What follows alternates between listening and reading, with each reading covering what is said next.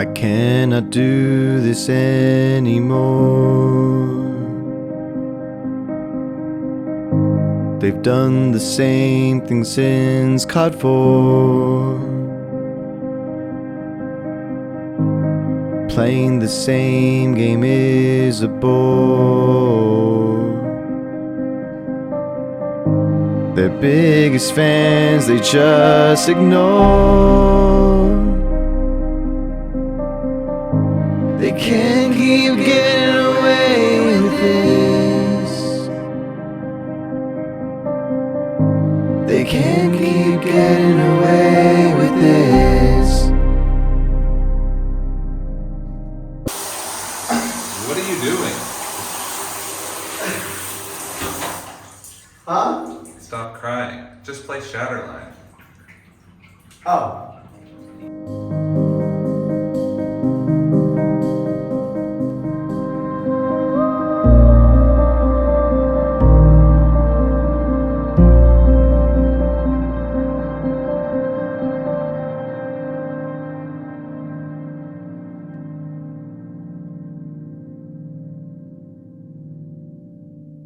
Shatterline is a class-based first-person shooter with an online multiplayer PvP and a roguelike PVE. Developed by a small Ukrainian studio, FragLab, this game, with seemingly no marketing budget, came out of nowhere and has hooked in people left and right, myself included. It's by no means huge, but imagine if it had a bunch of advertisements and whatnot. So, what sets this game apart? Why am I talking about another random indie game? Well, because it surprisingly feels really good to play. Let's first talk about the PvE. The story is that the world is overrun by aliens that turned everything into crystal beasts. Not those, you Yu-Gi-Oh nerds. They're these infected looking monster things with like crystals coming out of them. In Expedition, you and 2 other people go in and complete missions, killing bad guys and huge bosses, slowly upgrading your equipment and unlocking goodies. The further you go, the more you unlock, but also the harder it gets. You can leave at any point when you complete an objective, or you can risk half of what you have and continue onward, or inevitably die because that's most likely what's gonna happen. It's not easy. These final bosses are really hard. It's a roguelike, so the environments change, making the experience somewhat different each time. But since the game is in alpha still, there's not much variety yet, so I'm gonna let that slide for now. Pretty fun. Yeah, I like this. Very roguelike.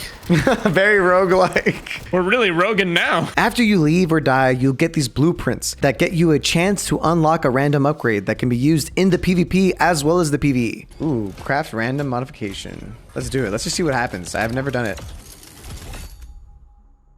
So while the PvE is cool and even better with friends, the PvP is where this game shines brightest. It's just a classic arena shooter where you create a class and go in to get a bunch of sick kills or play objectives, you know, because some of us actually do that, Steven. And then you level up to upgrade guns and get new ones and rinse and repeat. It's the Call of Duty formula at its best. Mwah! Beautiful. However, the individual characters set the gameplay apart from cock-a-doodle-doo. Like I said before, Shatterline is a class-based shooter. And right now, there are 8 different operatives to choose from. Each character has passive abilities, 2 tacticals, and an ultimate ability that charges over time. While the operatives do share passive abilities, the characters mostly feel unique with their own personality and playstyle. So you're bound to find one you'll like. There are 4 classes and 2 operatives in each class. 8 people total. Make sense? Let's quickly go over the 4 classes. The Trooper class has this dash ability, and they can also defuse bombs quicker. Also, their health regenerates faster. The Support class revives teammates faster, and when they're revived, they get full health. The Exo class can run really fast for a pretty wide distance, and they can break down these doors, and they can kick blue objects way further, which we'll talk about later. And last but not least, the Recon class has the ability to climb higher than everyone else. These areas are noted with flashing arrows. So that's all the classes. So now let's go over all the operatives. You got Hawk from Cobra Kai, Kate McKinnon, Bangalore, Knockoff Ghost, Loba but with Ray's voice, Robert Marley. Jesus Christ, Marie, they're minerals! And the Ford F-150. Each character has some type of movement ability or grenade, and their ultimates can really swing a game in your favor. There's seriously something to love about each character. You'll find your favorite and you'll one-trick them in no time, until a random teammate takes your character. The game types are simple. You got Team Deathmatch, Conquest, which is basically Hardpoint, Demolition, which is basically this game's search and destroy, except anybody can plant because there's no individual bomb. They should probably fix that. And Escort, which is like an Overwatch payload mission, which means, you guessed it, nobody pushes that payload. While most of the main game types share the same set of maps, Escort has its own unique map built for the game type. And while I did enjoy all of these game types, Escort could use some improvements since pushing towards the end can feel exhausting. People just spawn too quickly. They've also been testing out limited time modes, like Barricade, which is an awesomely unique mode where you build blocks as a team versus another team doing the same thing, and then you fight to the death with one life. This mode allowed for some creative approaches, since you can build the blocks sky high and make bridges everywhere, or you can just plow your way through the blocks since they're breakable. And as of recording this video, Barricade is now one of the staple modes. Hell yeah, this mode's awesome.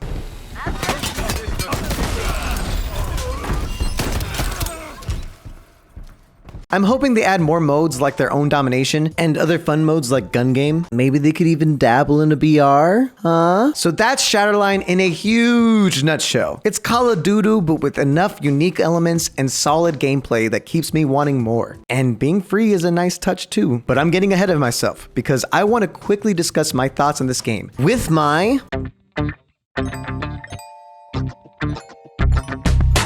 It's free Call of Duty with better movement and a fun PvE like Destiny. But I'll be a little more specific. The gunplay feels fantastic. The weapons have distinct differences for different playstyles and scenarios. Sniping feels good, and the ultimates, while strong, don't feel super overpowered. Just the right amount of overpowered.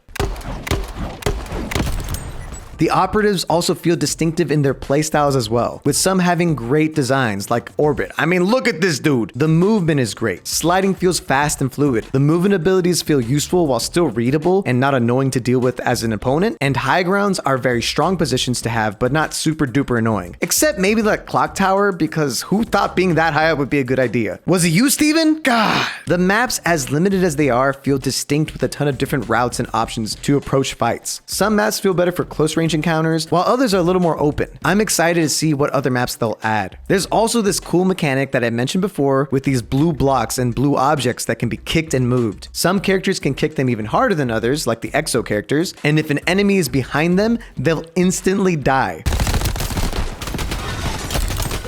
And some of these blue objects can be kicked so that you can climb high ground areas that are normally reserved for the recon characters.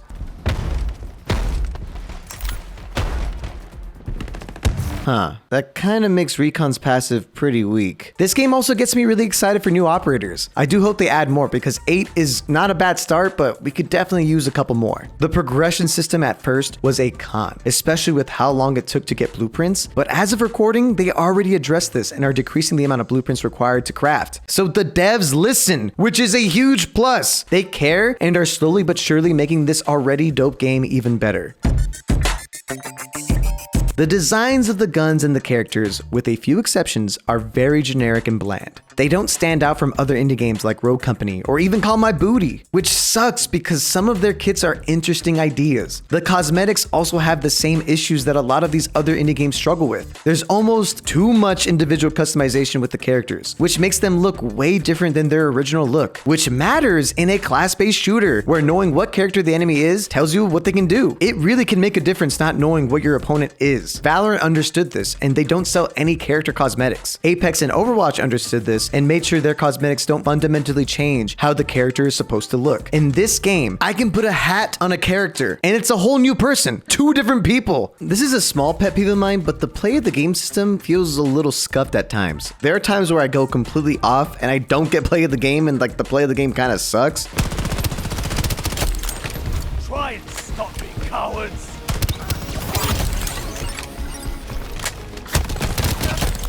That was play of the game? It took me a while to get a play of the game for this video. And when I finally did, the sound wasn't even recorded. And it's a really good play of the game, so I'm still gonna show it to you, but I'll make the sounds, okay? Play of the game.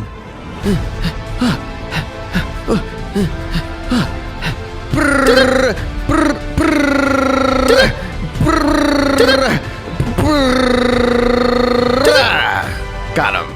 The PvE needs more depth, and I'm hoping that it will be fixed with updates, but even with it being a roguelike, it felt hollow and significantly less fun than the PvP, which is a shame because it's the main way to get the oh so important blueprints. Hopefully they add more and more elements and maybe even allow for you to play with more people, but until then, I'm gonna stick with the PvP.